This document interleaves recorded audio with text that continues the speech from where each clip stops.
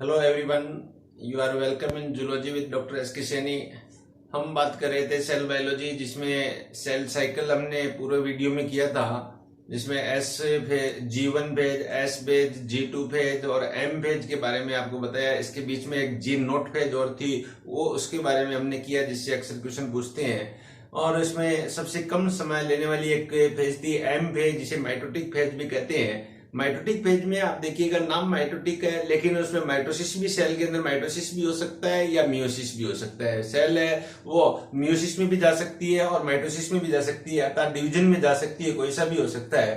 तो हम आज बात करेंगे उस डिवीजन की, ये किस प्रकार से एम फेज है वो डिस्क्राइब कर सकते हैं सेल में। तो टोटली अपन सेल डिवीजन की बात करें या एम फेज की बात करें, तो there are 3 type of cell division found in the organism. First is amitosis, second is mitosis और थर्ड इज मियोसिस। एक्चुअल में एम फेज माइटोटिक यहाँ पर एक कॉमन वर्ड लिया गया है। तो 3 प्रकार का यहाँ डिवीजन हो सकता है, एक एमाइटोसिस है, दूसरा माइटोसिस है और तीसरा यहाँ पर मियोसिस डिवीजन है। तो सबसे पहले अपन जनरली बात करेंगे एमाइटोसिस क्या है। एमाइटोसिस इवोल्यूशनरी बेस पर देखें तो ऑर्गेनिज्म में सबसे सिंपल प्रकार का जो डिवीजन है वो एमाइटोसिस है, जिसे का ओरिजिन है सबसे पहले हुआ था। और फिर जैसे जैसे कॉम्प्लेक्सिटी बढ़ती गई तो माइटोसिस का निर्माण हुआ, उसके बाद में और कॉम्प्लेक्सिटी बढ़ी, रिप्रोडक्टिव है जो पार्ट है वो कॉम्प्लेक्स हुआ, तो या मियोसिस का फॉर्मेशन हुआ। या तो इस प्रकार से सेल के अंदर 3 टाइप से डिवीजन कह सकते हैं अपन। तो सिंपल प्रकार का डिवीजन है उसे एमाइटोसिस कहेंगे। एमाइटोसिस की डिस्कवरी सबसे पहले एक रिमेक साइंटिस्ट है, इन्होंने 1855 में 1855 में यहाँ पर डिस्कवरी की थी, खोज की थी और यूनिसेलुलर ऑर्गेनिज्म में की थी। और इन्होंने बताया कि एमाइटोसिस है वो पाया जाता है कुछ विशेष प्रकार के जीवों में, जिसमें एक कोशिकीय जीव या यूनिसेलुलर जीव कह सकते हैं, उसमें एमाइटोसिस यहाँ पर होता है। इसके अलावा कुछ अन्य जीव भी है, अन्य ऑर्गेनिज्म में जहां पर एमाइटोसिस की क्रिया होती है। तो अपन कह सकते हैं ईस्ट में एमाइटोसिस होता है। कारा एक प्लांट है, एक एल्गी है, जिसके इंटरनोडल पार्ट के अंदर एमाइटोसिस डिवीजन होता है। ऐसे ही एंडोस्पर्म अपन जानते हैं, फ्लोरिंग प्लांट में जो है उसके अंदर एंडोस्पर्म का निर्माण होता है। तो एंडोस्पर्म का फॉर्मेशन है वो किस डिवीजन से होता है, तो एमाइटोसिस से होता है, जबकि एम्ब्रियो सैक का निर्माण है वो माइटोसिस डिवीजन के द्वारा होता है। तो यहाँ एक इंपॉर्टेंट क्वेश्चन बनता है, एमाइटोसिस डिवीजन है वो एक डायरेक्ट डिवीजन होता है, जिसमें डायरेक्ट यहाँ पर किसी प्रकार का विदाउट चेंजेज है, किसी प्रकार के न्यूक्लियस में या क्रोमोजोम में या क्रोमेटिन पदार्थ में किसी प्रकार का कोई चेंजेज नहीं आता, डायरेक्ट यहाँ पर न्यूक्लियोकाइनेसिस हो जाता है, न्यूक्लियस का डिवीजन हो जाता है और सेल 2 पार्ट में डिवाइड हो सकती है। तो सिंपली अपन देखें कि मान लो ये कोई सेल है, इस सेल के अंदर ये यहाँ पर न्यूक्लियस है। तो सबसे पहले ये न्यूक्लियस सेल है वो इलोंगेटेड होगी और इसमें न्यूक्लियस है वो एक डंबल शेप्ड न्यूक्लियस का निर्माण करेगा। यहाँ पर एक डंबल शेप्ड स्ट्रक्चर यहाँ पर बन जाती है और फिर ये डंबल शेप्ड न्यूक्लियस है वो यहाँ 2 न्यूक्लियस में यहाँ पर डिवाइड होगा और इस के चारों तरफ यहाँ पर सेल डिवाइड हो जाएगी। इस प्रकार सिंपलीफाई अपन कह सकते हैं कि 2 डॉटर सेल यहाँ बन जाती है। तो ये सिंपल डिवीजन, या लोअर एनिमल में अपन कह सकते हैं यूनिसेलुलर एनिमल कह सकते हैं, मैंने बाइनरी फिशन की जो क्रिया होती है वो एमाइटोसिस की क्रिया के द्वारा डिवाइड होता है, जिसमें सेल 2 टाइप में डिवाइड होता है। अमीबा प्रोटोजोआ के एनिमल है, जिसमें एमाइटोसिस या बाइनरी फिशन के द्वारा अपनी संख्या बढ़ाता है, रिप्रोडक्शन की एक विधि भी अपन कह सकते हैं ये। तो ये होता है एक सिंपल प्रकार का ये डिवीजन था। इस डिवीजन को अपन एमाइटोसिस कह रहे हैं, जो अपने प्रोजेनी बढ़ाने में, इंक्रीज करने में ये हेल्पफुल है। तो ये बात आपके यहाँ पर समझ में आई होगी एमाइटोसिस क्या है। तो एक सिंपल डिवीजन अपन कह सकते हैं। इसके बाद में मेन जो डिवीजन स्टार्ट होता है उसको अपन कहेंगे यहाँ पर दूसरे प्रकार का डिवीजन है, इसे आप कहोगे माइटोसिस। और तीसरे प्रकार का डिवीजन है उसे अपन कहेंगे मियोसिस। तो 1 बाय 1 अपन इस डिवीजन को अपन यहाँ पर करें। तो सबसे पहले अपन बात करें माइटोसिस क्या है, माइटोसिस को कैसे डिफाइन कर सकते हैं। तो जनरली माइटोसिस को डिफाइन करने के लिए हम कहते हैं कि कोई भी जो डॉटर सेल है, सपोज करो ये एक डॉटर, यहाँ पर एक है ये पेरेंटल सेल है, पेरेंटल सेल में क्रोमोसोम की संख्या यहाँ पर 2n है यहाँ, और इससे जो भी यहाँ पर निर्माण होती है, दूसरी एक डॉटर सेल का निर्माण होता है, तो इसमें भी यहाँ पर 2n क्रोमोसोम यहाँ पर होंगे। तो एक पेरेंट सेल से जो 2 डॉटर सेल का निर्माण होगा, तो उसमें number of chromosome remain constant रहते हैं या अकॉर्डिंग टू पेरेंट होते हैं। पेरेंट जितने ही क्रोमोसोम पाए जाते हैं तो ऐसे डिवीजन को अपन कहते हैं माइटोसिस, जिसमें क्रोमोसोम नंबर में किसी प्रकार का परिवर्तन, क्रोमोसोम की संख्या में किसी प्रकार का परिवर्तन नहीं होता है। तो इसे अपन कहेंगे इसे कहेंगे अपन माइटोसिस टाइप का डिवीजन, जिसमें दो प्रकार के चेंजेस अपन कह सकते हैं कि जब ये डिवीजन होता है तो सेल के अंदर टू टाइप के चेंजेस होते हैं। पहला चेंजेस होता है, इसको अपन कहेंगे कैरियोकाइनेसिस, और दूसरा जो चेंजेस होता है, दूसरे प्रकार का डिवीजन होता है, उसे अपन कहेंगे साइटोकाइनेसिस के नाम से जानते हैं। अर्थात माइटोसिस डिवीजन पढ़ने से पहले अपन कहेंगे कि माइटोसिस में दो प्रकार की क्रिया होती है, पहला कैरियोकाइनेसिस और दूसरा साइटोकाइनेसिस।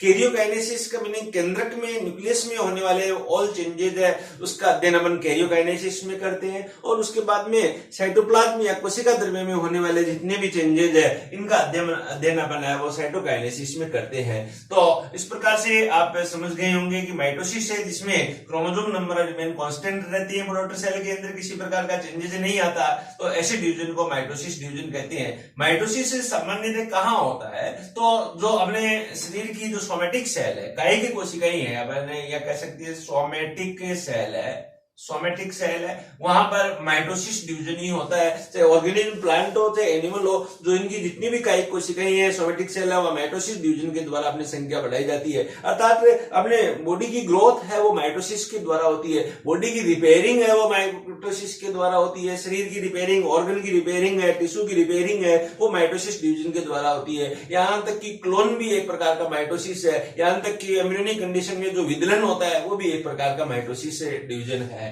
तो ये बात आपकी समझ में आई होगी। अब कैरियोकाइनेसिस है, इसको अपन डिवाइड कर सकते हैं फिर उप प्रावस्थाओं में, सब फेजेज में। सब पहली फेज को अपन कहेंगे यहाँ प्रोफेज के नाम से जानते हैं। प्रोफेज, फर्स्ट जो फेज है इसे प्रोफेज कहेंगे, सेकेंड फेज है इसे मेटाफेज कहेंगे यहाँ, और थर्ड टाइप ऑफ फेज है इसे एनाफेज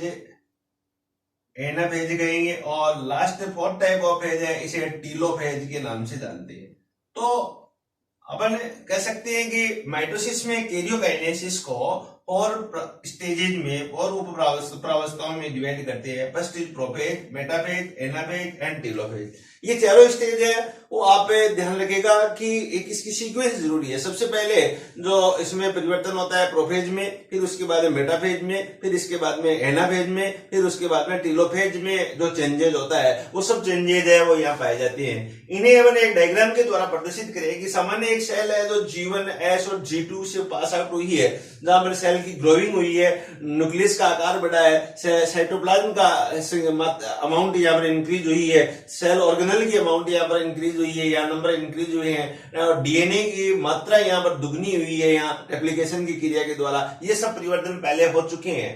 तो अब सबसे पहले जो परिवर्तन होते हैं वो प्रोफेज में परिवर्तन होते हैं। तो सबसे पहले जो स्टेज होगी सेल के अंदर वो स्टेज है प्रोफेज। प्रोफेज में क्या होता है, एक जनरल सेल होती है, तो प्रोफेज में कौन कौन से चेंजेस यहाँ पर होते हैं। तो यहाँ एक सेल है, इसमें आप देखिए न्यूक्लियस, न्यूक्लियर मेम्ब्रेन है यहाँ पर दिखाई दे रहा है, न्यूक्लियोलस दिखाई दे रहा है, इसमें यहाँ क्रोमेटिन पदार्थ है वो यहाँ गुणसूत्र के अंदर वो परिवर्तित हो रहा है। तो सबसे पहला जो चेंजेज है जो क्रोमेटिन है, क्रोमेटिन पदार्थ है, इस क्रोमेटिन में डिहाइड्रेशन होगा, और डिहाइड्रेशन के कारण कंडेंसेशन हिंदी में से कहते हैं संघनन की क्रिया प्रारंभ हो जाती है। तो पहला चेंजेज यहाँ पर होगा प्रोफेज में, जो क्रोमेटिन पदार्थ है उसमें संघनन होता जाएगा, जिसके कारण क्रोमेटिन छोटे होते जाएंगे और क्रोमोसोम में बदलता जाएगा। तो अर्ली प्रोफेज में ये क्रिया प्रारंभ होती है। तो यहाँ दो स्टेज बताई गई है, ये लेट प्रोफेज है। लेट प्रोफेज में आते आते यहाँ की कंडेंसेशन पूरा हो जाता है, संघनन पूरा हो जाता है, तो गुणसूत्र है वो स्पष्ट दिखाई देने लगते हैं, गुणसूत्र दिखाई देने शुरू हो जाते हैं, या क्रॉस शेप्ड में यहाँ पर क्रोमोसोम आपको यहाँ दिखाई देते हैं। तो इस प्रकार की स्ट्रक्चर यहाँ पर एक क्रोमोसोम की स्ट्रक्चर यहाँ एक, मैं इसे क्रोमोसोम को बाहर बना के बनाऊंगी, ये एक सेंट्रल पॉइंट है, इसमें यहाँ पर एक आर्मी है, एक आर्मी है, और एक आर्मी है, और एक आर्मी है, दो आर्म है। ऊपरी आर्म है, छोटी आर्म है, नीचे की आर्म है वो बड़ी आर्म है, जिसे ऊपरी आर्म को अपन पी आर्म भी कह सकते हैं, नीचे की आर्म को अपन क्यू आर्म की कह सकते हैं। जनरली अपन इसे बात करें यहाँ दोनों जो यहाँ आर्म है इसे सिस्टर क्रोमेटिड, ये सिस्टर क्रोमेटिड है, एक दूसरे के साथ में यहाँ पर कह सकते हैं सिस्टर क्रोमेटिड है। जो एस फेज में यहाँ निर्माण हुआ, दो क्रोमेटिड है यहाँ पर, और दोनों क्रोमेटिड आपस में यहाँ जुड़े हुए हैं एक स्ट्रक्चर से। इस स्ट्रक्चर को अपन कहेंगे सेंट्रोमियर कहते हैं। इस प्रकार से ये सेंट्रोमियर है वो दोनों क्रोमेटिड को जोड़ने का काम करता है। यहाँ आपको मैंने बताया था कि इसके पार्श्व में दो और स्ट्रक्चर का डेवलपमेंट होता है। इस स्ट्रक्चर को अपन कहते हैं काइनेटोकोर, काइनेटोकोर के नाम से जानते हैं। ये काइनेटोकोर यहाँ पर बहुत इंपॉर्टेंट काम करेगी यहाँ आगे चल के। काइनेटोकोर का यहाँ पर क्या काम है कि जैसे जैसे यहाँ पर मैंने कहा सेंट्रियोल है, अर्ली प्रोपेज में सेंट्रियोल है, वो यहाँ एक दूसरे के विपरीत ध्रुव की तरफ, एंटी पोल की तरफ यह मूवमेंट करना शुरू हो जाता है। सेंट्रियोल का डिवीजन है कब हुआ था, G2 फेज में यह डिवीजन हो गया था, और लेकिन ये एक दूसरे के विपरीत पोल पर यहाँ पर शुरू हो जाते हैं। तो सेंट्रियोल के बीच में स्पिंडल फाइबर का निर्माण हो जाता है, स्पिंडल फाइबर का निर्माण शुरू हो जाता है। सेंट्रियोल के चारों तरफ एस्ट्रल रेज बननी शुरू हो जाती है। तो अब इस स्पिंडल फाइबर के साथ क्रोमोसोम आपस में जुड़ेंगे, तो जोड़ने का काम एक्चुअल में कौन करता है, तो जोड़ने का काम यहाँ पर काइनेटोकोर करते हैं। इस प्रकार से इस काइनेटोकोर से ये स्पिंडल फाइबर है वो आपस में ये जुड़ेंगे, तो इस प्रकार की एक स्ट्रक्चर यहाँ बनती है। तो यहाँ आप समझ गए होंगे ये क्या है, स्पिंडल फाइबर है जिसके साथ में ये क्रोमोसोम या क्रोमेटिड है वो या बाइंड होंगे, कनेक्ट होंगे। तो ये सब क्या लेट प्रोफेज में यहाँ पर होता है। यहाँ अब इसके जैसी लेट प्रोफेज आएगी तो नेक्स्ट जो यहाँ फंक्शन होगा, नेक्स्ट जो काम होगा, यहाँ आप देखोगे कि यहाँ पर जो न्यूक्लियर मेम्ब्रेन है, न्यूक्लियर मेम्ब्रेन के साथ में आप यहाँ कहोगे न्यूक्लियोलस है, न्यूक्लियर मेम्ब्रेन प्लस न्यूक्लियोलस, ये डिसअपीयर हो जाएंगे। इसके साथ में जो भी जितने भी सेल ऑर्गेनेल है, ये भी यहाँ पर डिसअपीयर हो जाएंगे, ये आपको दिखाई नहीं देंगे, ये यहाँ से आप है वो विलुप्त हो जाते हैं, ये कह सकते हैं यहाँ पर। तो मेम्ब्रेन विलुप्त हो जाएगी, केंद्रिका विलुप्त हो जाएगी, न्यूक्लियोलस विलुप्त हो जाएगी, cell organelle like Golgi body, mitochondria, ER है, ये यहाँ से विलुप्त हो जाएंगे। और कहने का मीनिंग है ये कुछ यहाँ पर नहीं रहेगा। तो इस प्रकार से जो ये जितने भी क्रोमोसोम के अंदर चेंजेस होते हैं, इन सब चेंजेस को अपन कहेंगे प्रोफेज स्टेज के अंदर होने वाले परिवर्तन। तो प्रोफेज में ये इस प्रकार के परिवर्तन होंगे। इसके बाद में आगे चलते हैं, प्रोफेज के बाद में दूसरी स्टेज आती है, इस स्टेज को अपन कहेंगे मेटाफेज स्टेज। तो वेरी इंपॉर्टेंट स्टेज है। इस स्टेज के अंदर क्रोमोसोम है जो आपको यहाँ बनाया गया है, ये मेटाफेज स्टेज से लिया गया क्रोमोसोम है। इसके अंदर क्रोमोसोम सबसे ज्यादा कंडेंस हो जाते हैं, सबसे ज्यादा थिक दिखाई देते हैं और मोटे दिखाई देते हैं, स्पष्ट दिखाई देते हैं। तो अपन कह सकते हैं जितने भी यहाँ पर क्रोमोसोम थे उसके ये क्रोमोसोम यहाँ पर सर्वाधिक थिक हो जाते हैं, या मैक्सिमम थिकनेस यहाँ पर होगी। इसके कारण थिकनेस ज्यादा होने के कारण ये क्रोमोसोम यहाँ पर स्पष्ट दिखाई देते हैं। बिल्कुल अपन इस क्रोमोसोम का अंडर माइक्रोस्कोप देखें तो अध्ययन कर सकते हैं। तो ये भी कहा गया है कि जो माइटोसिस के अध्ययन की प्रावस्था है, गुणसूत्र के अध्ययन की प्रावस्था होती है, वो यहाँ मेटाफेज होती है। किस अवस्था में, क्वेश्चन आता है किस अवस्था में अपन गुणसूत्र का अध्ययन कर सकते हैं, तो आपका आंसर होगा मेटाफेज अवस्था में गुणसूत्र का अध्ययन कर सकते हैं, क्योंकि सबसे स्पष्ट प्रकार के गुणसूत्र है वो यहीं पर होते हैं, यहीं दिखाई देते हैं आपको, इसलिए अपन अध्ययन इसी अवस्था में कर सकते हैं। यहाँ पर आप देखेंगे कि क्रोमोसोम जो है वो बीच में वो व्यवस्थित हो जाती हैं। तो दूसरा चेंजेस ये होता है कि स्पिंडल फाइबर, दूसरा यहाँ पर चेंज ये होगा, स्पिंडल फाइबर है ये यहाँ पर कंप्लीट बन जाती हैं और सेंट्रियोल दोनों पोल पे एंड पे यहाँ पर पहुंच जाता है। स्पिंडल फाइबर कंप्लीट बनने के कारण ही यहाँ पर जितने भी क्रोमोसोम है वो काइनेटोकोर के साथ है वो स्पिंडल फाइबर को या कनेक्ट करते हैं यहाँ और बीच में स्थित हो जाते हैं, एक प्लेट जैसी अवस्था बनाते हैं। इस प्लेट को अपन मेटाफेजिक प्लेट भी कहते हैं। मेटाफेज अवस्था में ये प्लेट बनती है, इसे अपन मेटाफेजिक प्लेट के नाम से भी जानते हैं यहाँ। तो ये भी इंपॉर्टेंट है। यहाँ पर एक लंगर, एक लाइन के रूप में ये क्रोमोसोम यहाँ व्यवस्थित हो जाती है। यहाँ पर भी प्रत्येक गुणसूत्र के अंदर नंबर ऑफ क्रोमेटिड है वो 2 होते हैं यहाँ, जिसे अपन सिस्टर क्रोमेटिड कहते हैं। तो ये चेंजेस यहाँ मेटाफेज अवस्था में होगा। या nucleolus completely disappear, nuclear membrane completely disappear and other cell organelles या other cell organelles parts are disappear, ये हो जाते हैं। केवल क्या दिखाई देगा आपको, ये क्रोमोसोम, स्पिंडल फाइबर और सेंट्रियोल है वो यहाँ पर विजिबल रहता है, दिखाई देता है। इसके बाद में नेक्स्ट स्टेज आती है, यहाँ मेटाफेज के बाद में अपन अगली स्टेज की बात करेंगे तो यहाँ एनाफेज स्टेज आती है। एनाफेज इसकी इंपॉर्टेंट स्टेज है। एनाफेज में क्या होता है, यहाँ पर तो जो स्पिंडल फाइबर है, इस स्पिंडल फाइबर में संकुचन होगा, कंस्ट्रिक्शन होगा, जिससे स्पिंडल फाइबर बीच में से क्या है यहाँ पर टूटने लग जाते हैं। तो बीच में से टूटते हैं तो इसके साथ में ही यहाँ पर तीसरा जो दूसरा चेंजेस होगा वो क्या होगा, सेंट्रियोल जो है, सेंट्रियोल है वो स्प्लिट हो जाएगा, या सेंट्रियोल स्प्लिट हो जाएगा, या अपन कह सकते हैं सेंट्रियोल के अंदर डिवीजन हो जाएगा, जिससे दो सेंट्रियोल बन जाते हैं। सेंट्रियोल आपके पास में यहाँ पर दो बन गए यहाँ, तो दूसरा यह चेंजेस होगा, दोनों सेंट्रियोल बनते ही यहाँ पर एक सेंट्रियोल से अपना पैतृक जो क्रोमेटिड होता है वो जुड़ता है और दूसरे सेंट्रियोल से डॉटर क्रोमेटिड जुड़ता है।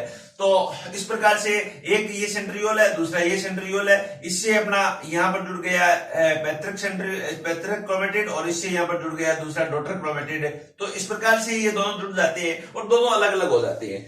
जैसे जैसे यहाँ पर स्पिंडल फाइबर है एक दूसरे के एंटीपोल की तरफ यहाँ मूवमेंट करेंगे तो वैसे वैसे क्रोमोसोम भी यहाँ पर मूवमेंट करते हैं, और क्रोमोसोम जैसे जैसे मूवमेंट करते हैं तो यहाँ मूवमेंट करते हैं तो ध्यान रखना, यहाँ सेंट्रोमियर है वो होगा टुवर्ड टू, यहाँ पर centriole toward to centromere and the arm of the chromosome toward to centre of the cell, या तो सेंटर की तरफ। यहाँ ऐसा कह सकते हैं कि यह आर्म है वो पीछे की तरफ हो जाती है और यहाँ सेंट्रोमियर है वो आगे की तरफ रहता है। ये किसकी तरफ अपने उन्मुख रहता है, यहाँ प्रदर्शित होता है, तो सेंट्रोमियर है, मियर है वो सेंट्रियोल की तरफ है और आर्म में सेंटर की तरफ हो जाती है। तो इस प्रकार की एक व्यवस्था आप डायग्राम में आपको दिखाई दे रही है, वो व्यवस्था हो जाती है। इसी अवस्था में प्रत्येक जो क्रोमोसोम है उसके अंदर एक क्रोमेटिड होता है, अर्थात लीनियर क्रोमेटिड युक्त, लीनियर गुणसूत्र युक्त क्रोमोसोम युक्त स्ट्रक्चर बन जाएगी। यहाँ इसी अवस्था में क्रोमोसोम आई, जे या एल या वी शेप्ड यहाँ पर दिखाई देता है। क्रोमोसोम या तो आई शेप्ड हो जाता है, या जे शेप्ड हो जाता है, या एल शेप्ड हो जाता है, या वी शेप्ड होता है, जिसे अपन कह सकते हैं एक्रोसेंट्रिक, टिलोसेंट्रिक, सब मेटासेंट्रिक और मेटासेंट्रिक जो स्टेजेस आती है जो अध्ययन करते हैं वो इसी एनाफेज अवस्था में अपन अध्ययन कर सकते हैं। तो इस प्रकार का जितना भी चेंजेज है, ये चेंजेज कहाँ होता है, ये यहाँ पर एनाफेज स्टेज के अंदर होता है। तो ये आप यहाँ तक समझ गए होंगे कि एनाफेज में क्या चेंजेज आया। इसके बाद में सेल एंटर करती है नेक्स्ट स्टेज के अंदर, जिसे अपन कहेंगे टीलोफेज स्टेज कहेंगे। टीलोफेज है प्रोफेज के बिल्कुल ऑपोजिट स्टेज है। प्रारंभ में अपन प्रोफेज जो किया था उस प्रोफेज की बिल्कुल ऑपोजिट स्टेज है। यहाँ पर इस स्टेज में क्या होता है कि सबसे पहले स्पिंडल फाइबर है वो ब्रेक हो जाएंगे, जिससे दोनों साइड ये क्रोमोसोम है वो अलग अलग हो जाते हैं यहाँ पर। और दूसरा चेंजेस यहाँ पर क्या आएगा, यहाँ तो न्यूक्लियस है, यहाँ पर न्यूक्लियस के जो था उस न्यूक्लियस के चारों तरफ यहाँ मेम्ब्रेन है ऊपर यहाँ अपीयर हो जाएगी। अपन कह सकते हैं न्यूक्लियर मेम्ब्रेन है वो यहाँ पर अपीयर हो जाएगी, न्यूक्लियर मेम्ब्रेन है वो अपीयर हो जाएगी। न्यूक्लियोलस है वो भी यहाँ पर अपीयर हो जाएगा। इसके अलावा Golgi body, ER and other cell organelle है वो भी यहाँ पर अपीयर हो जाएंगे, यहाँ पर वापिस यहाँ डेवलप हो जाएंगे, तो वापिस प्रदर्शित होंगे यहाँ। तो ये सब यहाँ डेवलप हो जाएंगे और न्यूक्लियर मेम्ब्रेन जैसे ही बन जाएगी यहाँ। तो इसके बाद में दो न्यूक्लियस बन जाते हैं आपके पास में। एक न्यूक्लियस में यहाँ नंबर ऑफ क्रोमोसोम है वो अपने पेरेंटल सेल जैसे होता है, लेकिन अब यहाँ प्रत्येक सेल के अंदर, प्रत्येक न्यूक्लियस के अंदर क्रोमेटिड एक होता है, सिंगल क्रोमेटिड होता है। क्रोमोसोम की संख्या में किसी प्रकार का चेंजेस नहीं होता, बट यहाँ जो डीएनए डबल हुआ था, दो क्रोमेटिड हुए थे, वो यहाँ पर सेपरेट हो जाते हैं, इसलिए संख्या में किसी प्रकार का, नंबर में किसी प्रकार का चेंजेस नहीं होता। तो इस प्रकार से इस घटना को अपन कहते हैं, इस इवेंट को अपन कहते हैं कैरियोकाइनेसिस। यहां तक बात हुई कैरियोकाइनेसिस की। इसके बाद में दूसरा चेंजेस आता है साइटोकाइनेसिस होता है। फिर साइटोप्लाज्म में उसमें डिवीजन होगा। तो पहले साइटोप्लाज्म के डिवीजन के दौरान सेल मेम्ब्रेन है अंदर की तरफ इन्विजिनेट होती है इस प्रकार से, और ये इन्विजिनेट दोनों तरफ से होके और बीच में एक यहाँ पर बैरियर बना लेती है, और दोनों मेम्ब्रेन है, दोनों बैरियर है वो सेल को अलग अलग कर देती है। तो अलग अलग करके दो डॉटर सेल का यहाँ पर निर्माण करती है। तो इस प्रकार से अंत में साइटोकाइनेसिस के द्वारा दो डॉटर सेल है वो बनती है। तो ये यहाँ मेटाफेज के दौरान इस प्रकार से होता है। लेकिन ये बात है यहाँ मोस्ट ऑफ एनिमल सेल की बात करते हैं तो एनिमल सेल में जो क्लीवेज पोरो है, जो ये मेम्ब्रेन है, वो पेरिफेरी पार्ट से यहाँ डिवाइड होना शुरू होता है, या साइटोकाइनेसिस की क्रिया है वो यहाँ पेरिफेरी पार्ट से होती है। लेकिन यदि सेल प्लांट सेल हो तो ये प्लांट सेल के अंदर यहाँ पर ध्यान रखना, ये मान लो यहाँ न्यूक्लियस है, ये न्यूक्लियस है, तो ये बीच में एक सेल प्लेट बनती है। सेल प्लेट का निर्माण होता है। इस सेल प्लेट का निर्माण कौन करता है? तो आप कहोगे फ्रेगमोप्लास्ट करते हैं। फ्रेगमोप्लास्ट, इसके द्वारा सेल प्लेट का निर्माण किया जाएगा। और सेल प्लेट है ये आगे चल के फिर यहाँ सेंटर टू पेरिफेरी ये ग्रो करके और सेल को दो पार्ट में यहाँ पर डिवाइड कर देती है, जिन्हें अपन डॉटर सेल कहते हैं यहाँ पर। तो ये बेसिक डिफरेंस है एनिमल सेल और प्लांट सेल के अंदर। आगे चल के ये फ्रेगमोप्लास्ट या बीच में जो क्लीवेज पोरो बनती है, जो बीच में मेम्ब्रेन बनती है, यही मेम्ब्रेन आगे लेमिना बनाती है, फिर सेल वॉल निर्माण करने में हेल्पफुल करती है। और दो सेल के बीच में यहाँ पर जो जंक्शन बनते हैं, प्लाज्मोडेस्माटा बनते हैं, वो यहीं से यहाँ निर्माण करने में हेल्पफुल होते हैं। तो इस प्रकार से आप यहाँ समझ गए होंगे कि किस प्रकार से माइटोसिस है वो यहाँ कंप्लीट होता है। तो एक दो डॉटर सेल बनती है और क्रोमोसोम की संख्या वो यहाँ रिमेन कांस्टेंट रहती है। अब आपसे पूछे कि माइटोसिस का इंपॉर्टेंस क्या है, तो माइटोसिस का इंपॉर्टेंस, पहला इंपॉर्टेंस मैंने कहा कि जो डॉटर सेल बनती है उसमें जो क्रोमोसोम नंबर है वो पेरेंटल सेल जैसा ही होता है, एक इंपॉर्टेंस ये। दूसरा इंपॉर्टेंस है बॉडी की ग्रो करने में, बॉडी की रिपेयरिंग करने में ये माइटोसिस है वो हेल्पफुल है। तीसरा, क्लोन जितने भी बनते हैं, जितने भी क्लोन का निर्माण किया जाता है वो माइटोसिस की क्रिया के द्वारा यहाँ पर बनाया जाता है। एम्ब्रियोनिक ग्रोथ होती है, एम्ब्रियोनिक सेल जो ये इंक्रीज होती है, वो क्लीवेज होता है, वो क्लीवेज भी एक प्रकार का क्या है, ये माइटोसिस है। तो माइटोसिस है ऑर्गेनिज्म में अपना एक बहुत बड़ा रोल रखता है, जो कोशिकाओं की संख्या बढ़ाने में और सेल बॉडी की ग्रो करने में इस प्रकार से हेल्पफुल होता है। तो ऐसी घटना को, ऐसी क्रिया को अपन क्या माइटोसिस कहते हैं, जो नीट के अंदर इससे क्या है अच्छे क्वेश्चंस यहाँ पूछ सकते हैं। यहाँ कई बार कई कंडीशन में माइटोसिस है वो ब्लॉक हो जाता है, और ब्लॉक करने में क्या है, कौन सा एक है, तो एक पॉइजन बनता है, इसको अपन माइटोटिक पॉइजन कहते हैं, जो डिवीजन को क्या ब्लॉक कर देता है बीच में, कोई प्रोफेज अवस्था में या मेटाफेज अवस्था में। तो इसमें कौन सा एक है ऐसा काम करने में, तो आपको पता है यहाँ मस्टर्ड गैस है, ये माइटोटिक पॉइजन है जो इसको ब्लॉक कर देती है। इसी प्रकार नाइट्रस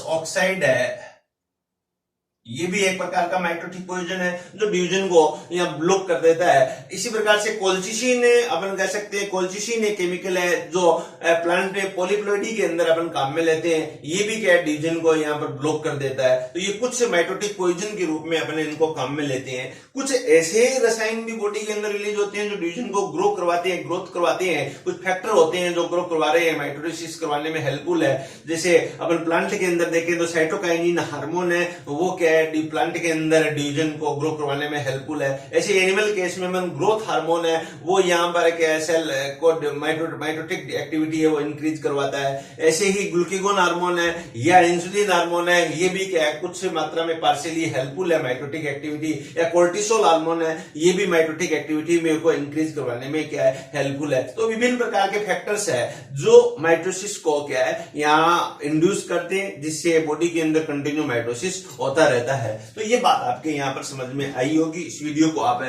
ज्यादा से ज्यादा देखें और इसके कंसेप्ट को आप समझे कि किस फेज के अंदर क्या हुआ है। मेन क्वेश्चन यहाँ फेज से आता है। फेज में क्रोमोसोम में 1 बाय 1 एक प्रोसेस के तहत यह चेंजेज आता है, तो क्या चेंजेज आता है इसको आप अपने ब्रेन में एक बार दो बार देखने से सेट कर लें, और फिर आने वाले एग्जाम में कोई भी क्वेश्चन हो आपका गलत नहीं होगा। आप वीडियो को अधिक से अधिक लाइक करें, अधिक से अधिक सब्सक्राइब करें, ताकि मैं और ज्यादा क्या इंड्यूस होके एक्साइट होके ग्रोथ फैक्टर के रूप में आपका लाइक और सब्सक्राइब काम करता है, जिससे मैं और अच्छा वीडियो है वो बना सकूं और आपके क्या लाइफ में काम आ सके। Thank you very much.